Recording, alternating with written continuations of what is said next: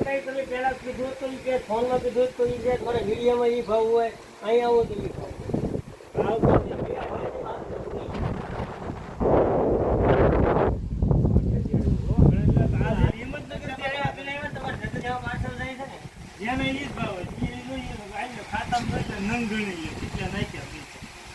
ભાવ કેટલી સંતોષ નહીં કરવો આપણે મિસ્ત્રી જેવું કઈ એનું કામ હોય ઘરના પૈસા લઈ લેવાના ટાઈમ ગૌરાય વગર ગમે ભાવે બેસી નાખવાના